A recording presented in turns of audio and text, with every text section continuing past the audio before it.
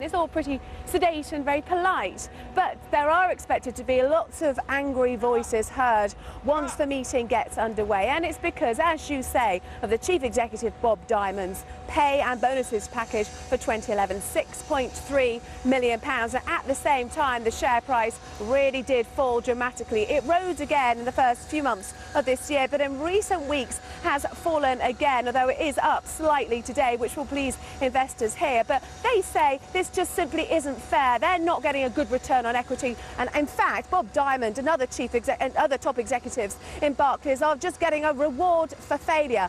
Barclays would say, on the other hand, that although profits, so 3 months of this year, the underlying strength of the company is pretty good, and the loss really came from those one-off payments of payment protection insurance, compensation for mis-selling of payment protection insurance. Now, they also say that last week they took steps to rein in the bonus packages for Bob Diamond, the chief executive, and for the finance director, Chris Lucas.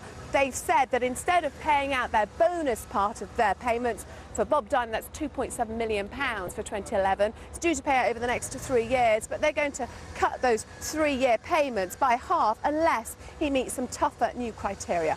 People here, though, some of the investors here say that's just really trimming the fat and not really getting to the meat of that really bumper bonus pay settlement. And there's a lot of angry people here. I've just had one investor come up to me. He's said that he's going to be asking quite a long question a little bit later. He's Patrick Evershed, president of Cities of London and Westminster Conservatives, and he says, we need to attract the best talent from around the world, but city bonuses have become so large they've divided our society and caused serious damage to the reputation of the city. And that's likely to be among the more measured comments we'll be hearing later. Back to you. Susannah, thank you very much. Susannah Streeter there at Barclays AGM.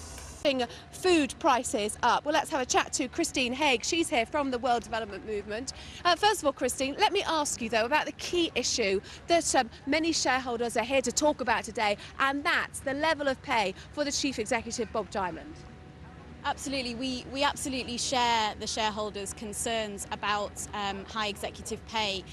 It's the bonus culture which is really fueling risky and damaging activities, such as food speculation, which is why we're here today. We're here to highlight Barclays' role in contributing to hunger and poverty in developing countries by their role in food speculation. But food speculation, what happens in the commodity divisions of banks? This happens around the world. It's not just Barclays. This is standard practice. This is what traders have been trained in doing, and they would say that they're absolutely not contributing to world hunger. It's funny you say that, because in fact a briefing that Barclays published just back in February highlighted that speculation was one of the key drivers of food and other commodity prices. And what we've seen in the last 10 or so years is a huge increase in the role of financial institutions, including banks like Barclays, speculating on food prices, and this has been distorting prices and contributing to the huge spikes that we've seen.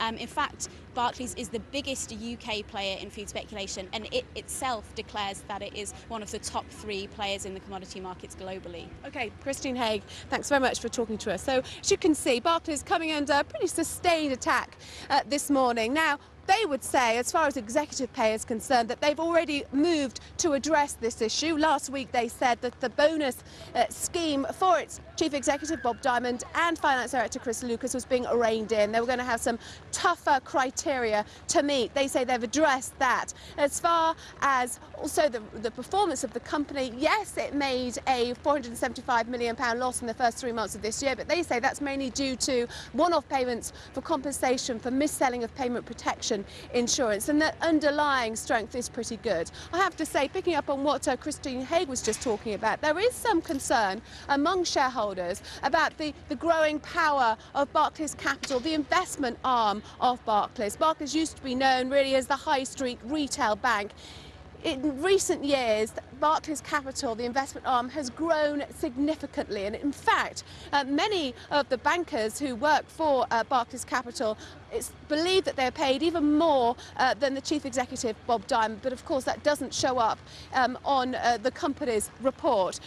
Today, the focus really is on whether Bob Diamond will get his pay and bonus package voted through today. It's extremely likely that he will. It's almost impossible that there won't be a yes vote overall, despite a revolt expected, because many shareholders, the majority of Barclays shareholders are institutional investors, many from overseas, and they don't appear to believe that bonus executive pay and bumper executive pay is a really top priority.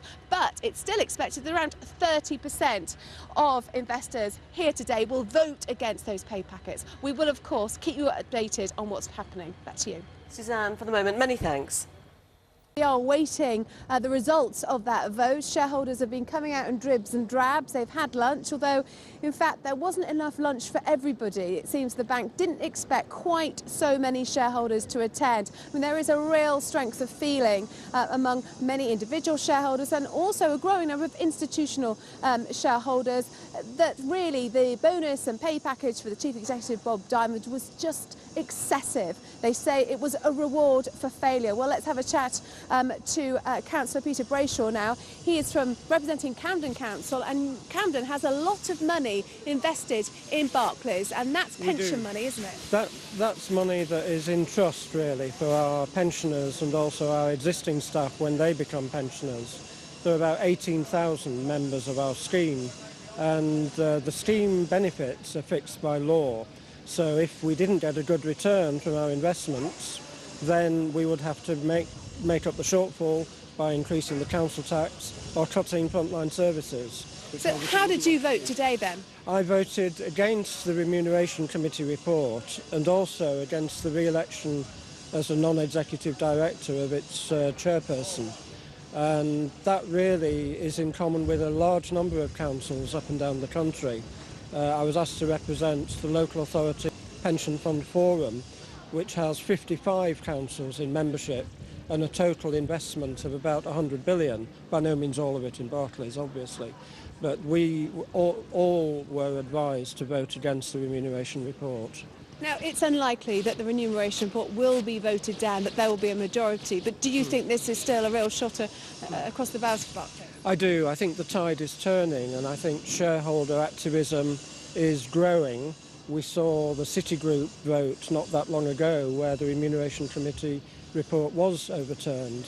I don't believe it will be overturned today, but I do think that Barclays will think again, perhaps, about the rather glib apologies and assurances for the future that they gave today, and I hope they will take some real action to deal with the problem and redress the balance of benefits for shareholders, which in my case go to our pensioners, and the benefits for a very, very small number of their top executives. OK, Peter Brayshaw, thanks very much. Well, we are awaiting the results of that vote. Barclays, of course, say that the underlying business is very strong, and the chairman stressed that Bob Diamond had hit some very tough targets. We'll just have to see which way that vote goes, and I will, of course, bring you the result. Back to you, Rachel. Susannah Street outside the Barclays AGM. Thank you for your time this afternoon. Now, unemployment in Spain has reached a record high